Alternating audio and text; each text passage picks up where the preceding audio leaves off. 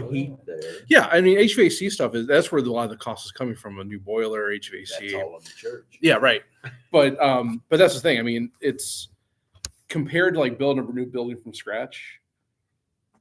I mean, it really does. It'll save money in the long run. But we'll see what happens. We're all praying for it. Located too. Yeah, I mean that's the other thing too. There's not really a footing of Catholic Charities in this area, so that would actually get kind of a nice base of operation. So we'll see. Okay, well, good. We were just talking and welcome God the Father. We're actually today is Friends from Faith, but since the pastor is lazy, didn't determine a good topic to talk about tonight. We're just going to have regular God the Father. It's going to be an open Q&A. I was thinking about doing something about Advent, but I did Advent last year. I recalled as I was going back through the old videos, and I realized I did that last year. So today we're just going to bother the Father. They're going to have a Q&A. So if you have questions, feel free to ask.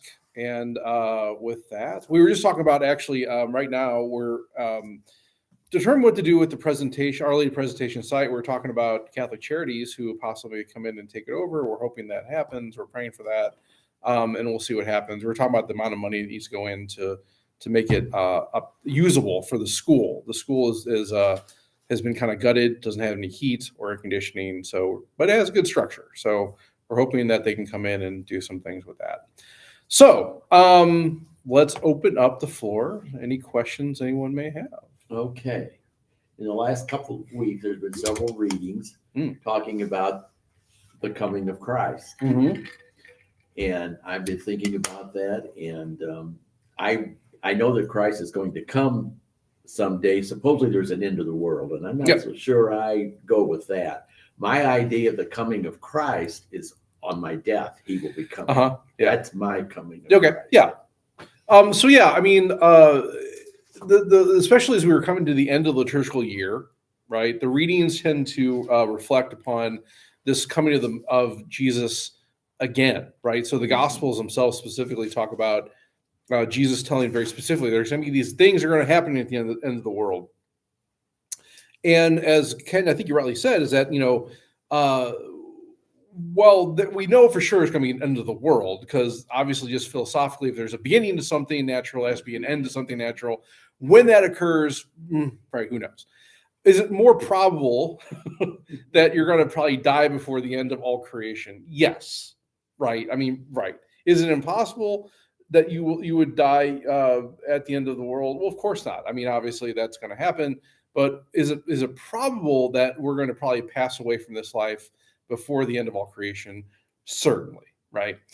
Okay. So then these things that Jesus talks about in this understanding is, okay, well, what are those things that are occurring? And I think you rightly recognize that the church does teach about the two ends, that there's going to be our particular end, which is the end of the world for us, and the end of all creation.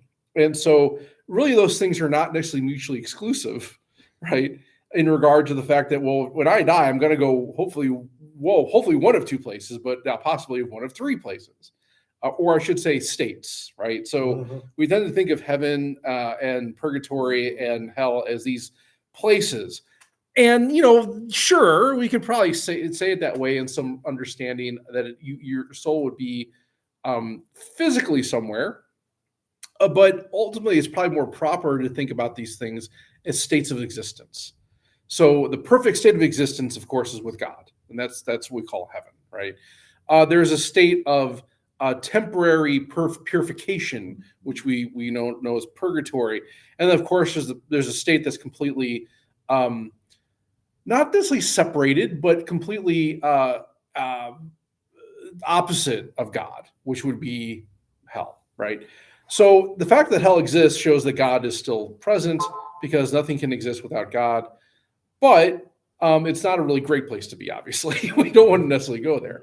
Okay, yeah, so when my time in this earth comes in, it's not like that at the end of the world, Jesus is going to judge me again, as a matter of like, okay, well, that first time was just more a temporary thing. We really need to scrutinize this more. And how have you lived your time in purgatory? No, the church teaches that our time in purgatory is temporary and that our destination ultimately is going to be heaven.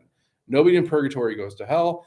Anyone in hell stays there. And the thing that's so tragic about these things is that you choose that, right? That you choose something of less degree over God, right? And that's kind of what we experience even here on earth. Whenever we sin, we tend to put something more temporary, less fulfilling in the place of God. Even though it may be good, it's good for pleasure is good, honor is good, money is good in general. But when I put that in the place of God, that's when I start to sin. I'm actually recognizing something else that's better than God. And there is nothing better than the God. And so in that regard, I can fall into a habit of doing this over and over again that would cause me at the end of my time on this earth to not choose the highest goods. Sure, that's very possible, right? But does that mean then when Jesus comes back at the end of the world that we're going to be judged again? Of course not, right? Of course not. So yeah, you're right, Ken, in the fact that when our time on this earth is over, it's over. We are going to be put before our Lord as a judge, and he's going to either say, yep, you're good, or no, you're really not choosing me, so I'm going to let you choose that, or, you need a little more ripening, right? Which is what purgatory is about. No, but it's interesting, though, in those readings that when Jesus talks about these things are going to happen, right? We talk about wars and famines and insurrections and floods and all these great things. Well, not great things, horrible things. Well, anyone who's lived long enough would experience that. And so I think that's when Jesus is talking about these things, he's not just talking about the end of time. He's talking about the end of us. And so I think we can say it's both and rather than either or, right? So for sure. And he does kind of remind us about Noah, He's like, hey, those jackwagons were partying. Yeah. And they made jealous, so don't be fooling around. The point, because you can also realistically look at that reading and say, well, wait a minute, how much, was it reasonable that these people on earth were like, oh yeah, by the way, God's going to destroy everything with a flood? Oh, okay, Noah, sure, whatever. Because or let's say if someone came to you and said, look, God showed me this vision, and in a few days it's just raining fire, and the volcano is going to erupt, and it's going to cover the earth, and we're all going to die. But he told me how to build a bunker, and so we're gonna bury ourselves and actually put like a tower that's going to be impermeable to this lava, and so then we're going to come out and repopulate the earth. That guy is on. That's the kooky guy. Yeah, you would say he probably is mentally unstable. He's probably on drugs. There's probably something going on with this person. We shouldn't pay attention to him. Right. And so, in other words, it's reasonable for people in the time we know to be like, "Oh, Noah, that sounds kind of outlandish," because that has never happened before. That the whole world would be covered with water to the point where we would just all be dead. That's odd. That's weird. I'm going to go back to my business. I think the point of bringing that up from Jesus is talking about that we can also be so preoccupied with the things of this world that can actually shut us out from the things that God wants to tell us. Because is it very possible that God was trying to convey that to the rest of humanity, not just Noah? Sure. It would be reasonable to think that God would also produce this message for other people in some way. Maybe not from an angel coming down and telling them, but God gives us intellects to actually kind of recognize the times, recognize the seasons, recognize things that are going on, and using our brains to kind of determine what God's will is. And every human being has that capability, but also we have the capability of shunning those things out. And so I think that's the point that Jesus is trying to make in the gospel this last weekend was, yeah, look, they were living their life just like we do. But if we're not attuned and we're getting so preoccupied with things of the world, well, the flood will come, right? If we're not prepared, we're going to be blindsided, right?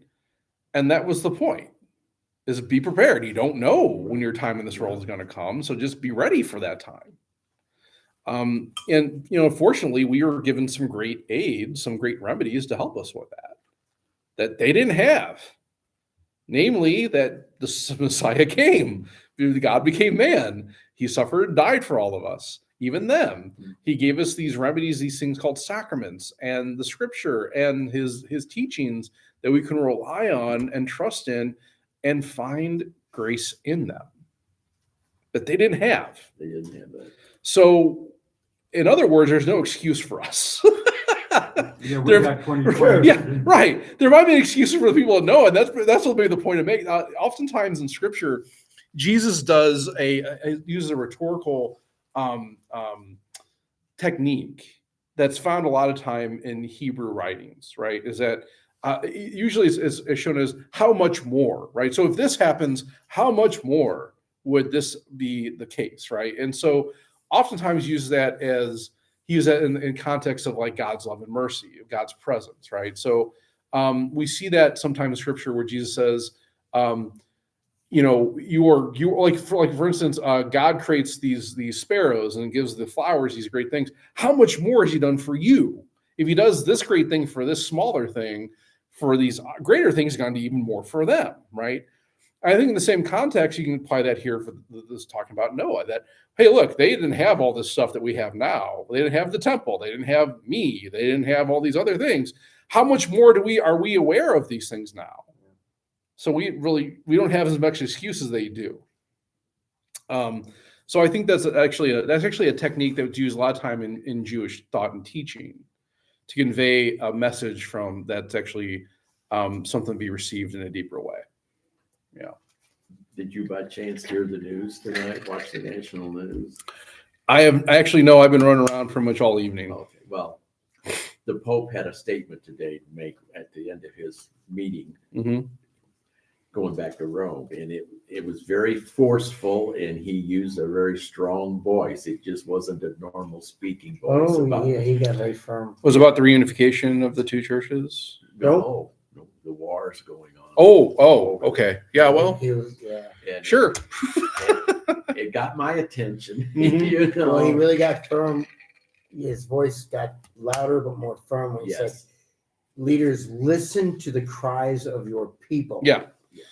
Well, I mean, and yeah, the Pope should, right? I mean, obviously, when we talk about war, is always a failure of human intellect and charity, right? It's been a while since I can remember hearing a Pope speak that forceful.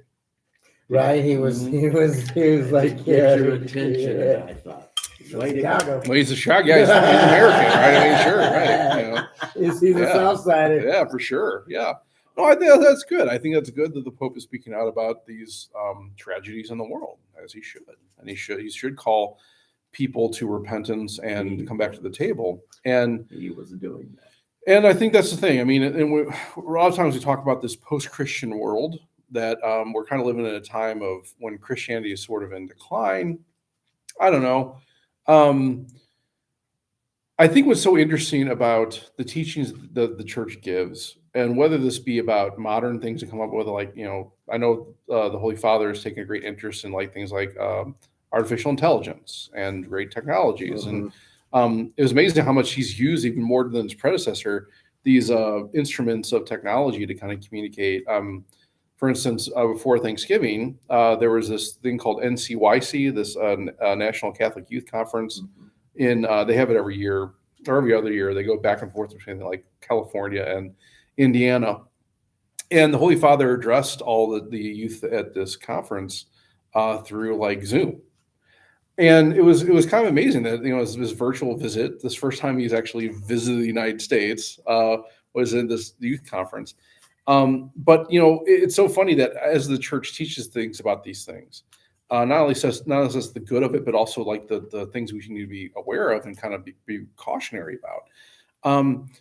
That science tends to kind of like look at these things, or even you can say society or whatever, like political science, whatever it is, tends to initially take the action of kind of a counter to it.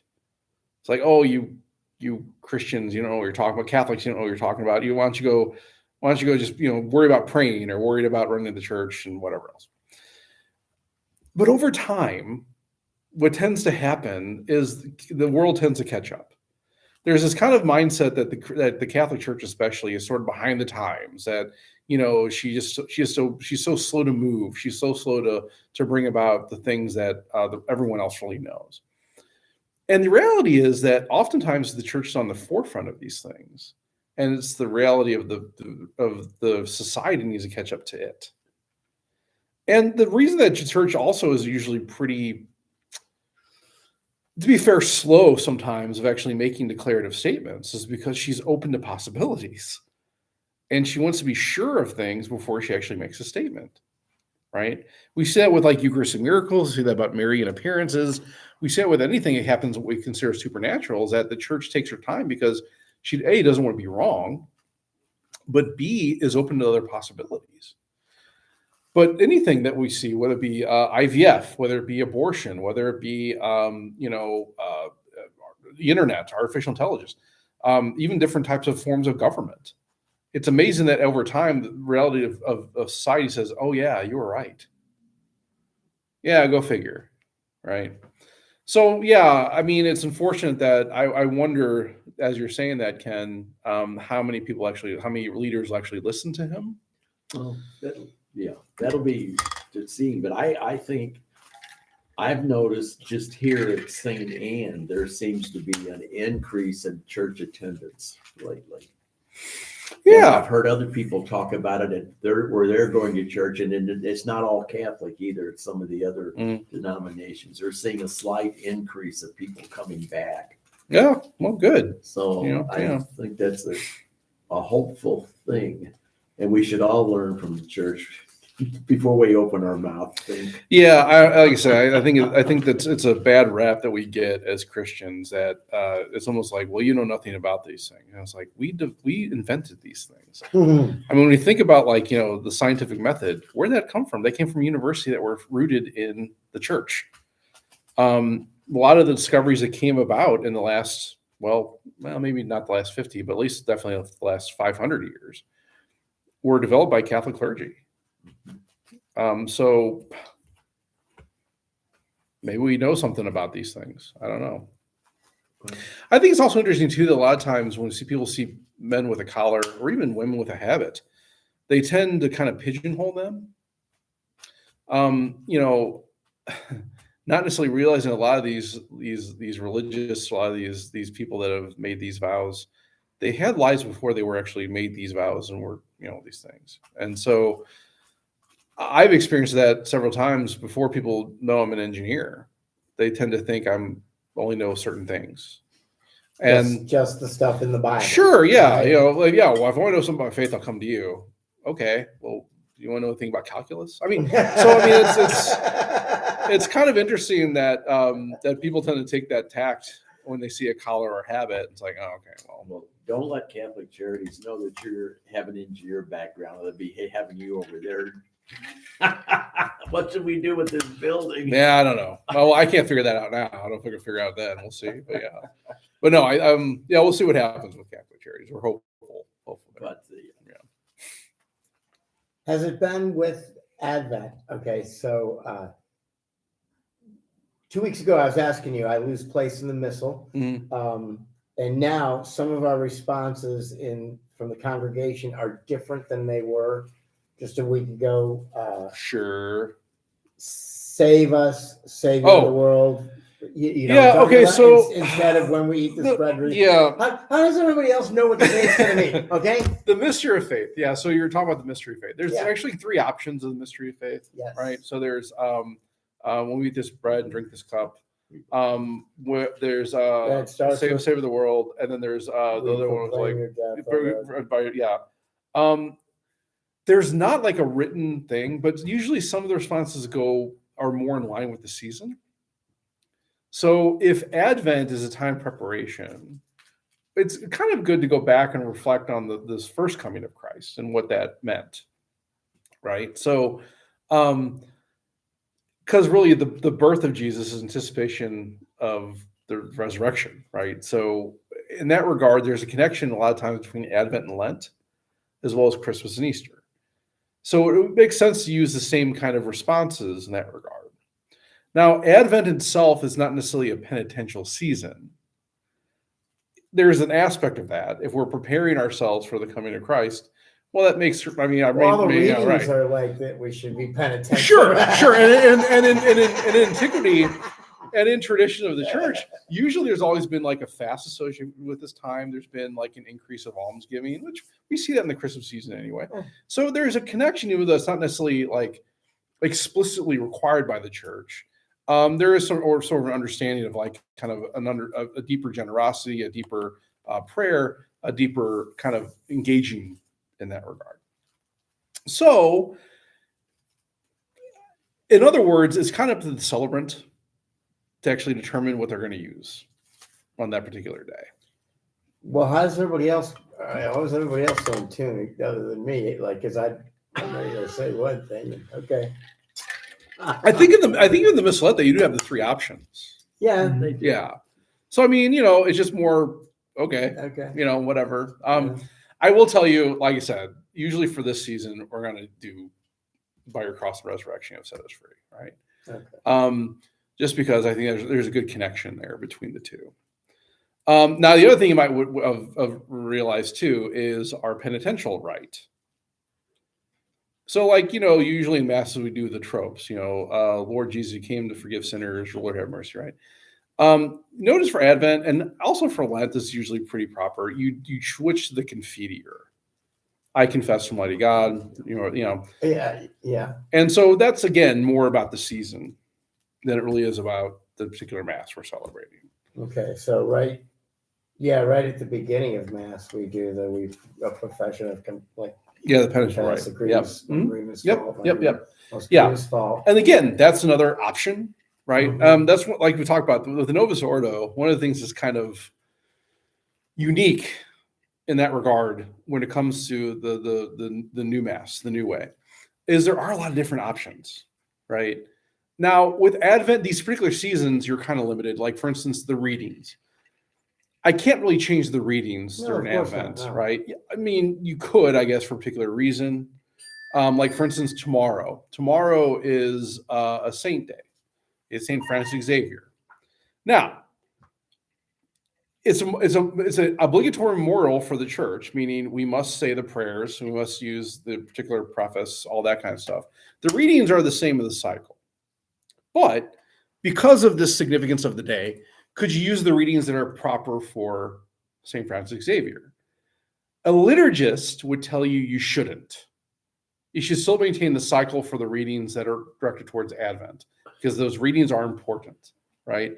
But if we were down at the college church, celebrate Mass, well, sure, you would use those readings. It's a solemnity there, right? We're Mhm. celebrating that as if we're Sunday. So, of course. Well, that's different. It's Exactly. It's a solemnity. Exactly. But also, well, maybe there's a particular devotion to St. Francis Xavier in our parish. Okay, well, maybe I should consider using those readings then because of that. The circumstances matter. But I think part of that is having the reason. What's your reasoning, right? And so, like for me, like if I'm using the particular mystery of faith, it's probably more directed towards the season that has a good connection with penance, with this understanding of Jesus' mission. Sure. The Confiteor is considered to be more of a solemn penitential rite. And because we're kind of in the season of Advent, or this time of preparation, it seems more proper to do that. Otherwise, I mean, that's probably it. I can't think of any other responses that we would do that are different. I mean, obviously during Lent, we won't sing Alleluia. We won't have we don't have the Gloria now in the Sunday And Mass. we don't do the Gloria Mhm. on the Day of the Mhm. Dead. Yeah, right. Yeah, that's actually the first time. It's interesting. That's the first time I actually celebrated Mass on Sunday of Day of the Dead. And so it was kind of weird that it's like, oh yeah, there's no Gloria. Gloria. Oh. Even though we do that in Lenten Advent too. So it's like, okay, it's not necessarily completely out of the realm of, but we don't do a Gloria also for a funeral Mass or a memorial Mass. Okay, that makes sense. It does. Right. I don't think there's anything else, right? I think that's right. I think that's about it. No, that was it. Yeah. Yeah, I mean, there was only one other penitential rite you could use, which is I use it during Easter because Easter is less penitent time, and it's very, oh man, I can't even think of it right now. It's show us, O Lord, your mercy and grant us your salvation. It's very short, right? It's still penitential, but it's not like as elaborate or as solemn as the other ones. Because, well, you're not really in a solemn time. You're happy. Right, yeah, it's supposed to be a time of joy and glory, not a time of penance and repentance. So Makes okay, sense. yeah, Makes sense. right. Yeah, Joe. Well, two things. One, I noticed it's going to be difficult for some of the morning Mass people. The Anime Christi. I'm a is not Christopher. in the Missalette. Oh, it's not really? It's Not not. this, it's not. this Oh, time. interesting. I didn't know that. No, it's not. It's, Okay. Because what did they add? It happens every once in a while. Oh, they rotate through prayers in the Well, they're on the missal. back. They're on the back. On the back, covers. it's- On the back so- covers where they're at. Oh. Well, Okay. sometimes they'll be further in, but I checked the places inside. They don't have them there either? They don't have them there Interesting. either. Yeah, the first time I actually prayed the Anima Christi was actually in seminary, and actually it was in Latin. so I actually know The North Latin. the Latin version better than I do the English version. But yeah, no, I never. That was not really one of the traditions I ever had growing up. We didn't really pray that at our masses or anything, and so I know it was a Well, very we big never did presentation. it. Yeah, Father Dolan Yeah. started that years ago. I love it. Evidently, everywhere he went, they did that. That Oh, interesting, that's one of his things. I will say I haven't even my assignments I haven't really experienced that either. So I don't know. Yeah, it's beautiful. It is real for yeah. I think it's a good reflection of what's going on. And it's a fitting thing to put at that place where otherwise we'd just be watching the priest. Right. Yeah. Nobody wants to nice, watch me, right? that's for sure. So That yeah, is yeah, nice. yeah, Yeah, I it get it. takes- yeah. Cut it out. No, I get it. No, that's good. I think it's actually a very beautiful prayer, and it's very apropos from when it's said. Okay, well maybe we can do printouts or something. I don't know, that might be a good Yeah, idea. I've got,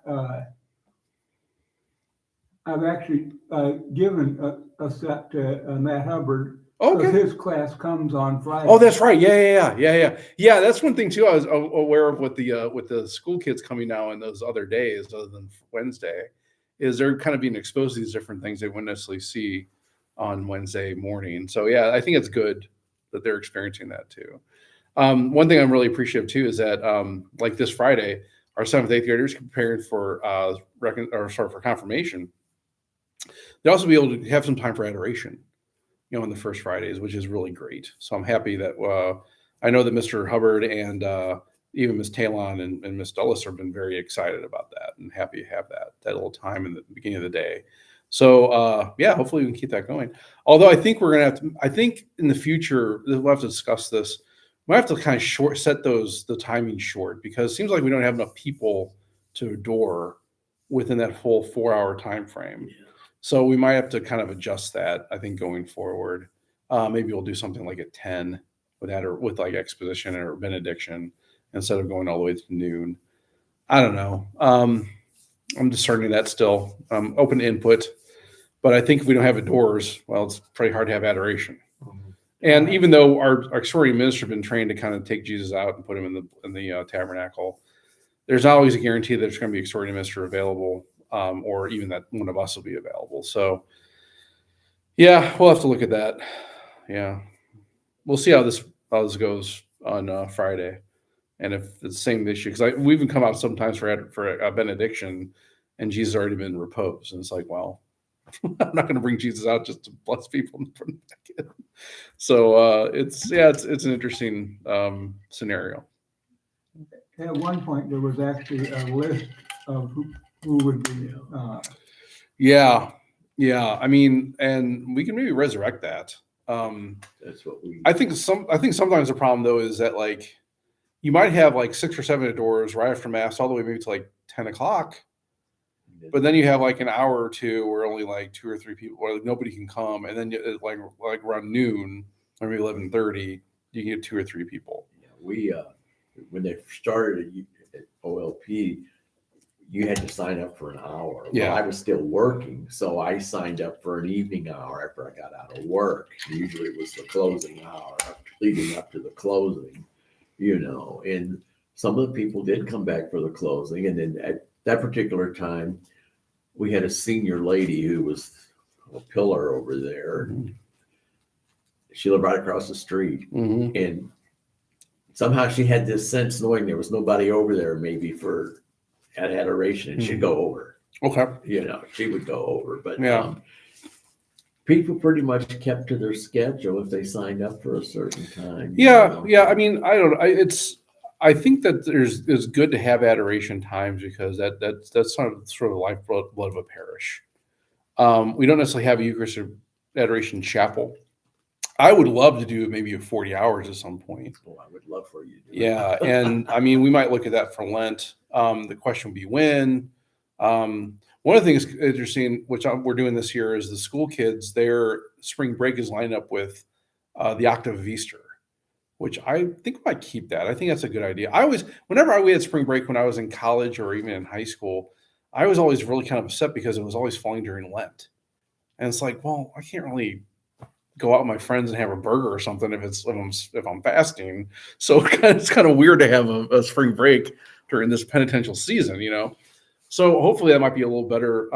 One thing that's brought to my mind, what brought my attention is that there's kind of a long, I think the last holiday we have is actually President's Day. Then there's not another break until that. That was kind of like, okay, yeah, maybe that's a long time. We'll see how it goes this year and kind of play it by ear. Yeah, because see what Easter's happens. early. Easter's earlier this year. The Yeah, 1st of yeah. April, And isn't it? it's the 5th of April. The Is first Easter Sunday Sunday. of April. Yeah. So vigil will be April 4th. And then Holy Week is that week before. Yeah, I think is it the 30th that Palm Sunday falls or 31st? One of those two. Mhm. Yeah. So of March. Yeah. So but I mean between President's Day, then we don't really get a break until after, actually Holy Good Friday. So they're getting the Triduum off, and then they're going to get the week after. But I also saw some other place are doing that too, which is good to see. So we'll see. We'll see what happens. Yeah. I mean, that's also kind of foreign to me. Like when I was in grade school, we didn't have a spring break. We just had an Easter break. Yeah. Yeah. So I mean, We had no breaks. Right. period. well, yeah. 7 Well, I years. mean, we would get your Thursday, Friday after Thanksgiving. We would get basically the week between Christmas and New Year's off. So like whatever the day after New Year's we would meet. Whether it was whether the second falled on a Thursday or falled on a Monday, it was like whatever. Come back on the second or third. And then we would have Easter. We would have We would have Holy Thursday, Good Friday, and Monday after Easter off, and that was it. So that was kind of our long breaks that we would have. Now they got fall breaks, they got spring breaks, they got all the breaks. That's the dream job I want. I want to be in charge of the schedules for all the schools, private and public. Don't go to school. Well, I'll have the teachers. but see, mad at the me. trade-off though is we're going to school earlier. So like school starts now like the second or third week of August, where before it was like, September. yeah, Day after Labor Day. yeah. So I mean, I think that's kind of where the trade-off happens, So good. Any other questions, comments, concerns, heresies? Well, Yeah. One thing that I've been asked, and really didn't have a full answer, but talking it through, we sort of came up with Okay. an answer, but what is the significance of incense? Good. Yeah. So what the question is, what is the significance of incense? So incense kind of has four purposes. So everything that we have in the liturgy has a spiritual purpose and a practical purpose, right? So incense, there's kind of three theological purposes, and there's one practical. Very practical. Yeah. Very So, practical. The three theological things will be incense is always just offered to God in worship, right? So we're offering this sweet aroma to God, right? It also symbolizes our prayers that go up to God, right, in the Mass. So there's That was actually the things we came up yeah, with. exactly. Yeah, So, but it yeah. does one more thing. The other thing too, it kind of So, but it underscores. is a symbol. Oh yeah. Of course, yeah. So it's not like we're saying our prayers are literally going on the smoke. Right. It's a symbol. It's a symbolic action that it's actually good in worship. The worship of God obviously is something real that we're giving that. to God. Correct. But the other thing it does is kind of more philosophical. There's sort of like it underscores the mystery of what's going on with the Trinity, right? So as a way like smoke gets in our eyes, it kind of like obfuscates our vision. It's kind of meant to kind of underscore the mystery of the Trinity. There's certain things in this life that we don't know fully, right? And so the incense kind of symbolizes that as well. The practical reason is because, before there were things like deodorant and proper hygiene, you would have a lot of times people that would travel long distances and gather for these masses, and especially in these solemn ones or really high masses, you just didn't want the place to stink. And so the incense was actually used sort of like a masking of the odor that would come Yeah, like a from the big masses deodorant, gathered, right? right? So, I mean, today you would say, well, that's not really a thing. Well, yeah, but that's kind of where the tradition came from, right? So those are kind of the four main reasons, right? But everything we have in the liturgy is directed towards those theological and practical uses. Like even the vestments the priest wears, there's some practical aspect of those things that were kind of came from an older time, but even today are still kind of very practical. Yeah. Well, the thing is, a lot of us may have learned it 30, 40 years ago, but don't really remember what the significance of some of those things are. Yeah, I mean, even in the old Latin rite, there is actually like a whole rite that's directed towards like the blessing of the incense and the blessing of the coal and the actual application. There were prayers that went along with all of that, right? That are not necessarily explicit in the Novus Ordo, but they could still be used. You know, as a matter of fact, on the counter in the sacristy here at St. Anne, there actually are the prayers that are used in the extraordinary form for the actual incensing rite. So it's kind of interesting that's still there. I mean, I guess it was left over from the old church. I don't know, but it's kind of cool to see that there, you know. We bless the candles every Yep. year when we get them on Candlemas Easter. Day. And Well, and it's up to, well, the incense is only required at funerals and at Christmas, right? Funerals and the Easter Vigil, Easter Vigil. because you have to Makes bless sense. the Easter candle with the incense, and you have to process it with the incense. So there's a whole thing associated with Easter Vigil that must be used, and then of course with the commendations at funerals. So you have to use the incense at the end of the mass. Yeah, that's required. That's prescribed. You can't change that. Although some people I think may try. Who knows? I don't know. Whatever. It doesn't invalidate anything, but it's really not. It is rather illicit to not use it. So in other words, if you went to the vigil mass and the priest there or the whoever were there didn't use incense, it's still a mass. It still counts. There's nothing wrong with everything that's happening there is still happening. It'd just be very illicit to the point where technically someone could lose their faculties for not following that willfully. And I don't know if people realize this, but with the incense, there are different fragrances. They're not all the same. Oh, yeah. You can, if you have a particular preference and they're not using it here at St. Anne when you came, you could change that if you wanted. I think that's a good point. Even though there's different fragrances, different types of incense can be used. One thing to be kind of cognizant of is like different like aspects of like allergies, that kind of stuff. Because like one thing that was really one cool thing about going to the Holy Land was there's a lot of incense shops in the Holy Land, and the incense there is very cheap.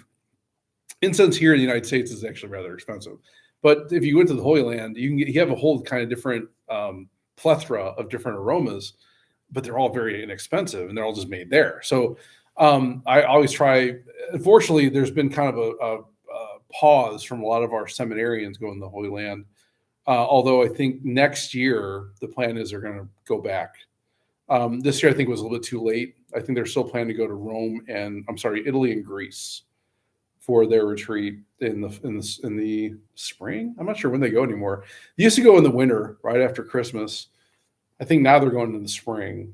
And so usually what happens, especially since you knew seminarians, as you knew the seminarians at the time, because after you graduate the seminary, you still know all the guys behind you. I mean, you know everyone that was there. So when they were going to the Holy Land, be like, hey, here's $20. Give me 3 pounds of rose or jasmine or whatever mixture you want to do.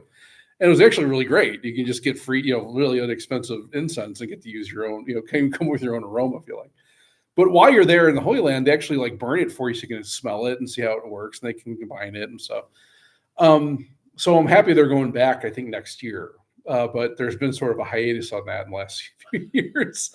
And the problem now is, as you go further in the priesthood, the guys who are in the seminary with you are no longer there. So like, you only knew 4 years. We'll see. That's the thing. Like, so I think these guys are being ordained deacons now. I'm happy they're going to go next year because that's kind of the last class I actually knew.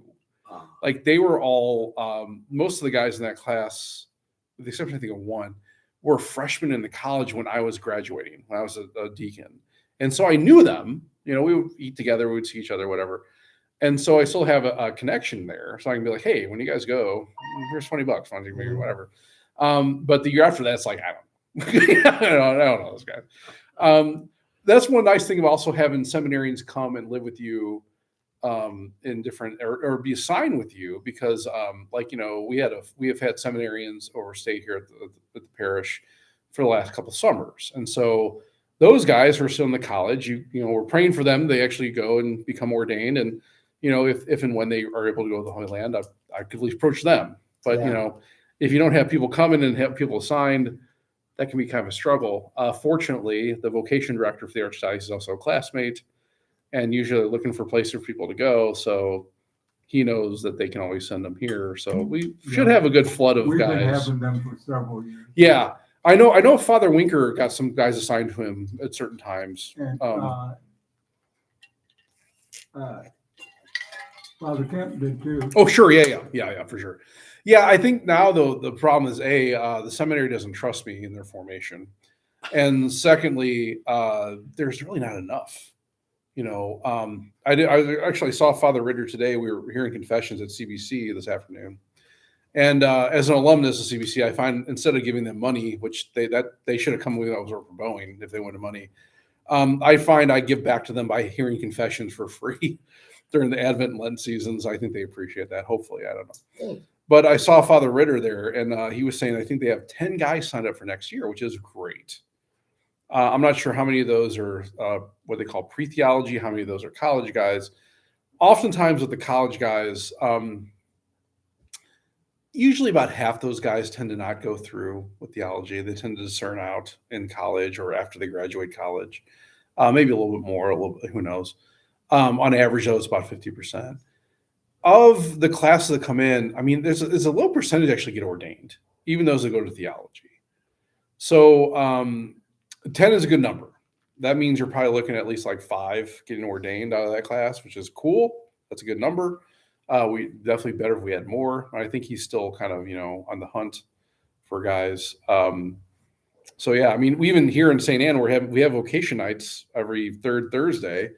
And this upcoming vocation night, which is actually on the 18th, we're just going to be over the church. We're going to have adoration and confessions, and everyone's welcome to come to that. And then we'll probably wrap up and come back in January. We usually have a dinner, and then we have just discussions. I mean, it's not really anything like really formal. It's kind of more informal. And we have 2 sisters join us from the Dragon Slayers down the street, as well as some good lay people. And no, it's just a good night. And even if no kids show up, we just have a good time, so it always works out. But hopefully we'll get some people coming to these nights from middle and high school. They can maybe, thinking about their vocation, or just want to ask some sisters a question or ask a priest a question. They have the opportunity to do that. So that's kind of what we're doing here.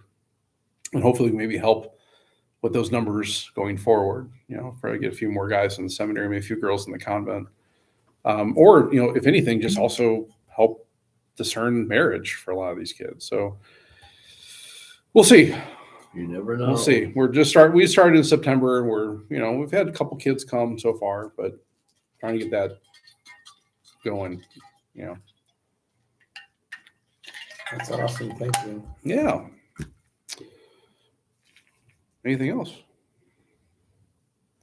Looks like we have a couple of people watching online. If anyone wants to type a question in, feel free. Give a few minutes to do that. But anyone here? Good. I'm good. Okay. Yeah, Did I answer all your questions, I hope, maybe? yes. Good. Yeah, Yes. I hit right as they hit grade school, right as they started both the new math and Vatican II. Yeah, it's funny. I was talking with, we have a funeral on Thursday for Brian Dobson, and I met with Liz, his wife, today. It's kind of tragic. He passed away this past Saturday. He was up doing some snow off the satellite, and he was coming around, and she doesn't know what happened. He doesn't know if he had apparently he had a good heart, but passed away. He's only like 71 years old.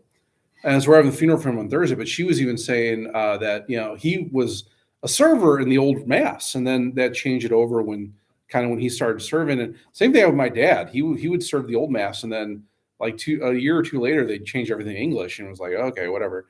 But I was even saying, like, it's kind of odd. I think every parish did things a little bit differently of implementing those things, because there was a lot of ambiguity between the end of the council and the installation of the new germ, the new missal. And so I think there was a lot of like, what do we do? How do we do these Well, the big things? thing is, the teachers Didn't knew the know. old way. They didn't Yeah, know the right. new way, Yeah. and they were hit with both the religion and math Yeah. being different at the same time. Yeah. That's got to be a lot to handle at one time. And they couldn't get quite as much family support, especially with math, because parents knew that. Well, yeah, math. it's funny how these changes happen with the math and the mass. Math is interesting because, like, I mean, I think there's even today there's like new ways of doing things. Like I can't remember what grade, maybe it was like 4th grade, and they were doing something. I was like, I don't even know what that is. And I mean, I studied a lot of math, even going into like college and everything else. It's like, I don't know what you guys are trying to do here. But I think it was like a new way of like kind of combining numbers or something, or adding. It was interesting. And maybe for certain people, it maybe works better. I don't know. When we were going through school, basically math was just memorization, 2 + 2 is 4, times table. Yeah. Do like time tests and all this kind of thing. And, I mean, for me, you just get used to it and you eventually like figure it out. But I don't know. Was that the best way for a lot of people? I don't know. So yeah, it's interesting how these things change over time. And unfortunately, the mass too. I mean, even though the Novus Ordo, the understanding is that a lot of the things that we see in the Novus Ordo have roots actually in the original church. So, masses in the very beginning of the church weren't necessarily celebrated in churches or even synagogues. They were probably actually celebrated more in like houses. Secrecy. Especially as like things happened after the fall of Jerusalem and the fall of Rome, the burning of Rome, when Christianity was outlawed. Well, hey, we got to do it somewhere. So either you did like in a crypt, where the people are buried because no one's going to look around for dead people, or you go to someone's house and kind of close the curtains and have mass there, which is kind of how mass is done in many countries today, where also Christianity is kind of persecuted. So yeah, I mean, I think there's definitely some historical root. I think we start getting discussions about like, okay, well, vernacular, how much of that should we use? How much should we go back to original Latin? I think there's some open questions about that. If one were to read the documents that came from Vatican II, I think what you tend to take away is that there were many more allowances, but there weren't a lot of changes. Meaning, there was allowance of the vernacular used in the Mass, but that was really more, the purpose of that was people understand what's happening. So like you're saying with the teachers, right? Yeah, we use the vernacular so you can understand what's going on. But it seems in the writings, there was actually intention to go back to Latin eventually. And the problem, I think, was that there was either a misinterpretation or you got to the point where you get used to doing the vernacular. And then it's like, well, when do we go back to Latin? Well, nobody knows Latin anymore. Well, why don't we know Latin? Well, we haven't been using it in the liturgy. So why would you? So it's kind of been a catch-22. I think what people get surprised about too is when it comes to like eating meat on Friday, that actually was never abolished. What there was, though, was an allowance. It said, yeah, if you want to eat meat on Friday, you can, but you should do some other form of penance. Now, it doesn't go as far as saying what that is. It's kind of up to you to determine what that is. But there was never said you still should not eat meat on Friday if you haven't done some form of penance on Friday. That's the way my family's kept to it. Was, well, I mean, even Dad was still doing that when he died. Yeah, not eating meat on Friday. Yeah. Yeah. And his doctors didn't really approve, but he was also doing the Fast. midnight fast. Oh yeah. Oh, like before Mass. Yeah, I mean, and that's okay. I mean, again, there's no like outlaw against that. There's just more of an allowance of saying, well, hey, maybe for health reasons, an hour before you receive communion might be better. But if you want to do before after midnight, okay. right, great, whatever. See, I know I'm No. getting old because it was the older children, our job when it comes first communion time to make, because every year somebody was making their first communion and mom would say, watch them, make sure they don't eat nothing. or Yeah. something, you know, whatever. Well, I mean, it's also too, like, there's always been a tradition too, of like, for those coming into the church on Easter Vigil, there actually is a tradition of like a 40-hour fast that the catechumens, not the candidates, the catechumens, those who haven't been baptized, there was sort of a requirement for them to fast like 40 hours before they come to mass. And so it was this understanding of like death to self, is that, you're about to go enter into this life that's new, and you should come in there, hungry. And that was there's never really been anything that abolished that. Even today, you could say, well, should catechumens do that? Well, yeah, but also too, there has to be a reasonableness to it. Like, if someone's an invalid and they're, they're in a wheelchair or something, and it'd be very unreasonable to say, well, you should fast 40 hours before you come to mass on that day. So what else are we Almost going 2 days. Right, exactly, right. But again, that's tradition that goes back to like this understanding of the time in the tomb, right? That Jesus was kind of in the tomb for 40 hours. So can we give up food and these things for 40 hours as he was like, his body was laid out in the tomb? Sure, Again, do you have to do that? No. Is it good to do? It can be if you're able to do it. Sure, why not? So I think it's just funny how people tend to think, well, the church has changed these things after Vatican II. It's like, well, no, she hasn't. She's given other allowances, but she hasn't changed them. And so if you still want to keep those old practices and traditions, feel free, as long as you can. Perfect. Yeah, I don't quite do midnight. I do 2 o'clock. Cool, great, yeah, So, that's still pretty good. I usually go to 11 o'clock Yeah. mass. That's not bad. Yeah, That's why a lot of the older people go to the earliest morning masses. Well, and also too, I understand like that's also where like the Vigil Mass was sort of an interesting addition. That after Vatican II, the Vigil Mass, there's more of a not that there ever was, but there was more of kind of an expansion of the Vigil Mass on Saturday night. And so I wonder how many people took advantage of that with that in mind. It's like, oh, I went to mass, so I can eat at midnight, whatever. I don't know. I don't know if many people did, but that is an interesting concept that was kind of brought up. Yeah. Well, good. Well, thanks for coming, everybody. Appreciate it. Mike, thank you for watching online. Happy to be here. And I guess we'll see everyone next week on the 9th. Oh, one thing to consider, the 16th, I think we'll have to cancel. They're having I don't know if we have to or not. They're having a Advent recital in the church that night with the kids. And I think it starts at 6, but I was told it should be over like in 45 minutes. So we might push that back. Instead of having 6:30, we might have it like at 7, or I might just say, maybe we won't do it at all. But I'll let you guys know next week what we're going to do for that. So stay tuned. Sounds good. Okay. All right. Well, thanks for watching, everybody. We'll see you next week. God bless. We're flexible. Me too. Hopefully.